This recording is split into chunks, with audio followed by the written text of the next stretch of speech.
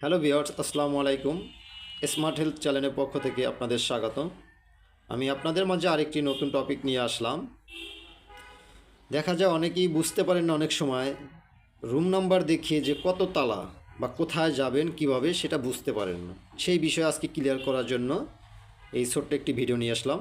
অবশ্যই ভিডিওটি দেখবেন এবং সাবস্ক্রাইব করে আমার চ্যানেলটি পাশে থাকবেন।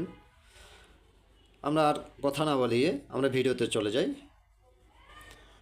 যখন আপনি দেখবেন আপনার টিকিটে বা আপনাকে যদি কেউ ফোনে বলে যে তুমি 404 নম্বর রুমে চলে আসো, বা আপনি টিকিটে দেখতেছেন যে 102 বা 303 এরকমের যদি নাম্বার দেখেন, সেটা আপনি বুঝবেন কেমনে যে 303 কত তলায়, 404 কত তলায় বা 102 কত তলায়? সেই বিষয়টা ক্লিয়ার করার জন্য আজকের ভিডিও।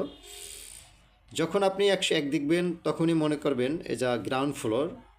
গ্রাউন্ড ফ্লোরে সবসময় নিচে অফিস, আদালত, মেডিকেল 101 থেকে শুরু হয়। এবং যখন দেখবেন 200, 2, 4, 5 তখন অবশ্যই বুঝে যাবেন এটা 2 তলায়। যখন 300 ঘরে শুরু হবে, 303, 4, 301 তখন 3 তলা। আর যখন আপনার 400 ঘর থেকে শুরু হবে, 401, 2, 3, 4 তলা। 500 ঘর থেকে শুরু হলে 5 তলায়, এরকমের করে আপনার প্রতিটা তালা হিসাব করে নেবেন। এবং লিফটের ক্ষেত্রে একটু ডিফারেন্ট। যারা লিফটে যাবেন, কেউ পাশে যাবেন, সেক্ষেত্রে লিফটে 4 নাম্বার সুইচ ক্লিক করবেন।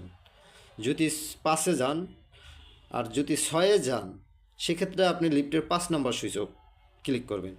আর আরেকটা বিষয় হলো বেসমেন্ট, যেটা গ্রাউন্ড ফ্লোরের নিচে থাকে। অনেক সময় দেখা যায় বেসমেন্ট লেখা থাকে না, শুধু সংক্ষিপ্ত রূপ থাকে, বি দেওয়া থাকে। তো বি 2, 3, 4 এরকম লেখা থাকে। তখন অবশ্যই বুঝে নিতে হবে যে এটা গ্রাউন্ড ফ্লোরের নিচে বেসমেন্ট। বেসমেন্টে 2, 3, 4 রুমে আপনাকে যেতে বলছে, বা এরকম বুঝে নেবেন। আশা করি আপনারা আমার বিষয়টি আজকের ক্লিয়ার মতো বুঝতে পারছেন। ধন্যবাদ ভিডিও দেখার জন্য।